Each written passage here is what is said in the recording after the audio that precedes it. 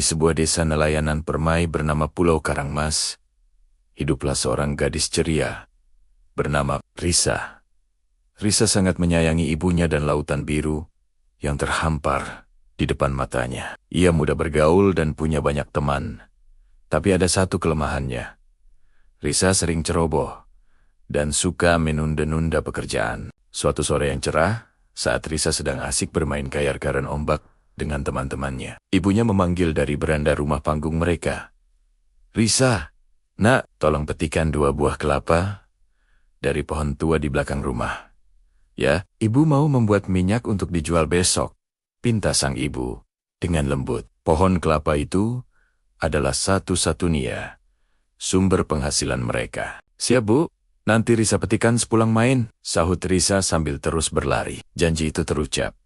Namun, pikirannya masih tertuju pada permainan. Tak lama kemudian, saat sedang membangun istana pasir, mata Risa menangkap sebuah benda berkilauan. Ia mendekat dan menemukan sebuah kerang besar yang sangat indah, memancarkan cahaya redup yang magis. Risa memungutnya dengan takjub. Tiba-tiba, sebuah suara tua dan bijaksana berbisik di dalam benaknya. Suara yang hanya bisa ia dengar. "Aku adalah si Piko, penjaga lautan ini," kata suara itu. "Aku merasakan sebuah janji yang kau ucapkan.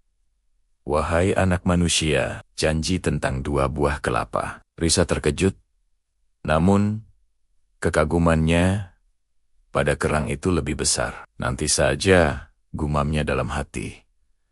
Bermain sebentar lagi, tidak apa-apa. Ia meremehkan peringatan si Piko dan kembali asyik memamerkan kerang ajaibnya kepada teman-teman. Sepanjang sisa hari itu, suara si Piko terus menggema, mengingatkannya tentang janji yang terlupakan, namun Risa tak menghiraukannya. Matahari pun terbenam, dan Risa pulang ke rumah tanpa membawa kelapa yang dijanjikannya. Keesokan paginya, seluruh desa dikejutkan oleh teriakan ibu Risa. "Pohonnya hilang. Pohon kelapa kita hilang." Risa berlari keluar dan terbelalak. Di tempat pohon kelapa tua itu seharusnya berdiri, kini hanya tersisa lubang besar, bekas galian tanah. Pohon itu lenyap tanpa jejak. Ibu Risa menangis terseduh-seduh. Wajahnya dipenuhi kesedihan dan sedikit kemarahan. "Ini karena kamu tidak menepati janjimu, Risa. Sekarang bagaimana kita bisa membuat minyak?" ucapnya dengan suara bergetar. Rasa bersalah menusuk hati Risa. Ia mengambil si Piko, kerang ajaibnya, berharap mendapatkan jawaban. "Si Piko, tolong aku. Kemana perginya pohon kelapa itu?" bisiknya lirih. Kerang itu tidak berbicara. Namun, permukaannya memantulkan cahaya matahari, membentuk sebuah gambar samar. Siluet pohon kelapa yang sioliola berjalan, bergerak menuju lautan.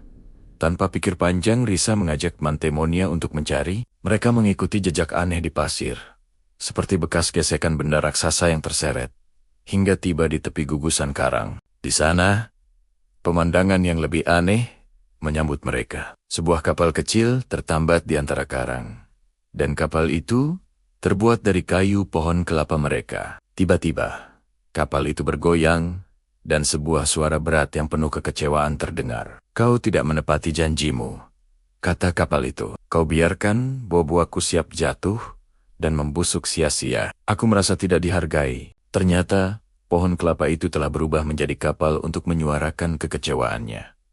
"Aku akan berlayar jauh," lanjut kapal kelapa itu dengan nada marah. "Aku akan mencari seseorang yang mau menghargai buah-buahku." Hati Risa hancur. Air mata penyesalan mulai mengalir deras di pipinya. "Jangan pergi. Maafkan aku. Aku tidak bermaksud melupakanmu. Aku hanya terlalu ceroboh," isak Risa. Ia menjelaskan betapa pentingnya pohon itu bagi ibunya dan seluruh desa. Saat itulah suara si Piko akhirnya terdengar lagi. Kali ini lantang dan agung. "Tugasku adalah menjaga keseimbangan alam. Siapapun yang meremehkan karunia alam dan sebuah janji akan merasakan akibatnya." Suara si Piko melembut. "Namun, penyesalanmu tulus, Risa. Alam akan memberimu kesempatan kedua." Si Piko lalu meminta Risa memetik 1 biji kelapa dari kapal itu dan menanamnya di lubang bekas pohon yang hilang. Risa melakukan apa yang diperintahkan. Saat ia meletakkan biji kelapa itu di tanah, setetes air mata penyesalannya jatuh membasahinya. Seketika, keajaiban terjadi. Dari biji kelapa itu, tunas hijau muncul dan tumbuh dengan sangat cepat. Batangnya menjulang tinggi, daun-daunnya mengembang, dan dalam sekejap mata, kapal kelapa itu telah kembali menjadi pohon kelapa yang utuh dan kokoh.